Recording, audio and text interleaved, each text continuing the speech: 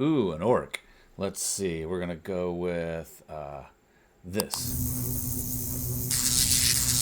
Welcome, Dungeon Hackers. Today we're going to take a look at the damaging cantrips for wizards in the 2024 Player's Handbook. Some spells may be better in certain situations, but what spell will reign supreme over all the rest for everyday adventuring? Let's take a look. We're going to begin analyzing these spells alphabetically with Acid Splash. You create an acidic bubble at a point within range, where it explodes in a 5-foot radius sphere. Each creature in the sphere must succeed on a dexterity saving throw or take 1d6 acid damage. This damage goes up. This damage can increase as you level. A major pro for Acid Splash is its potential for multi-target damage. It can hit multiple enemies clustered together. Even though the damage is low, if you can hit 2 or 3 or even 4 enemies, it can potentially do more damage than any other cantrip in this list.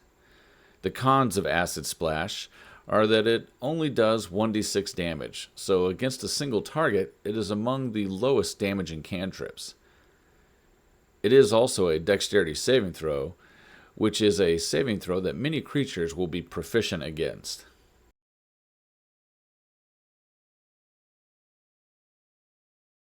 The next spell we're going to look at is Chill Touch.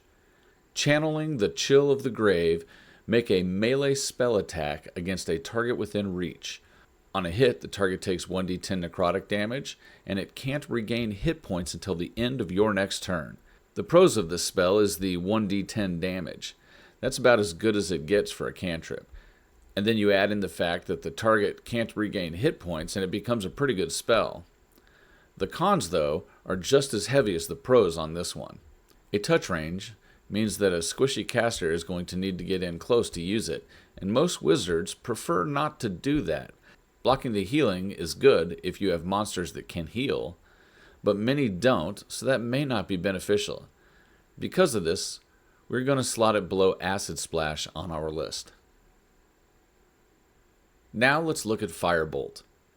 You hurl a mote of fire at a creature or an object within range. Make a ranged spell attack against the target. On a hit, the target takes 1d10 fire damage.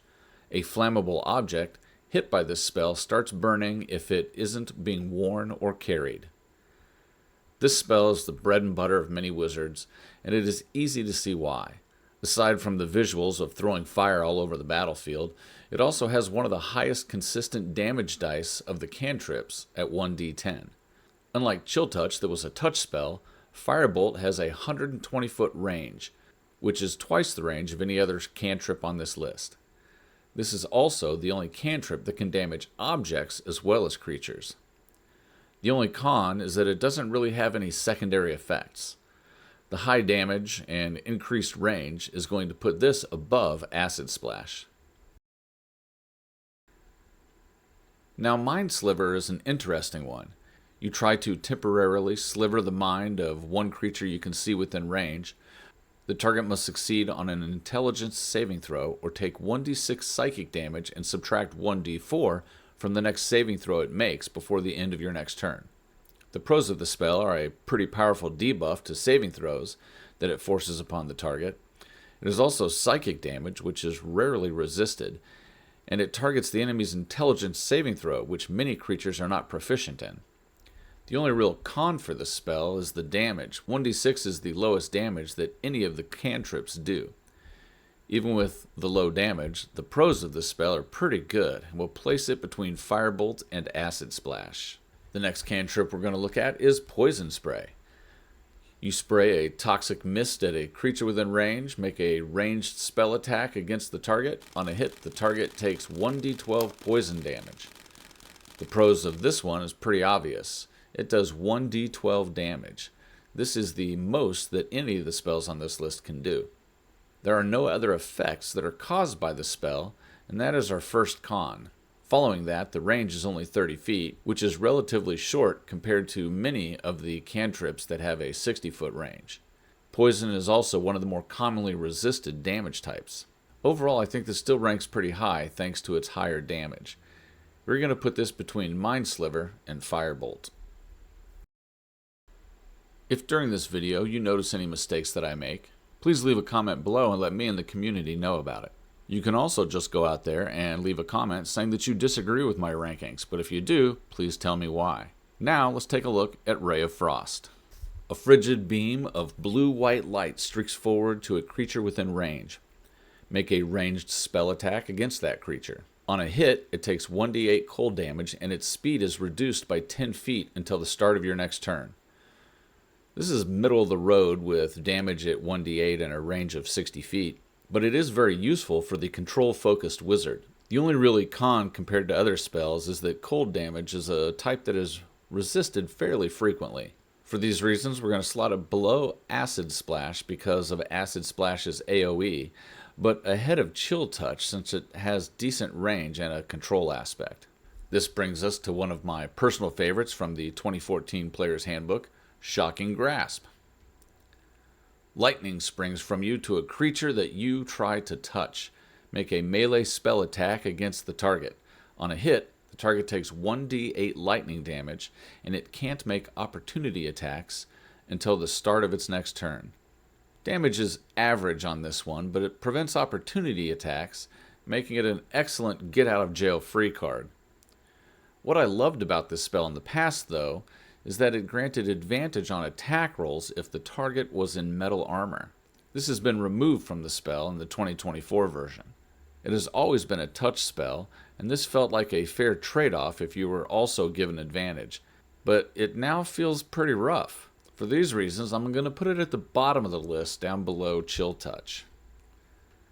Next we have Thunderclap. Each creature in a 5-foot emanation originating from you must succeed on a Constitution saving throw or take 1d6 thunder damage.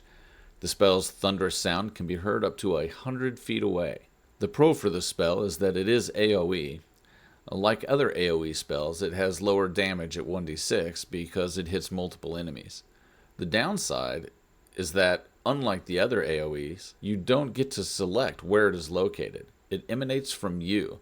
So if any allies are nearby, they're also in the area of effect.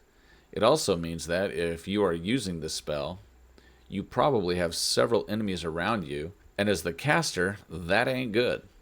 Also, many creatures are proficient in Constitution saving throws. That is a lot of cons to try to outweigh the one pro.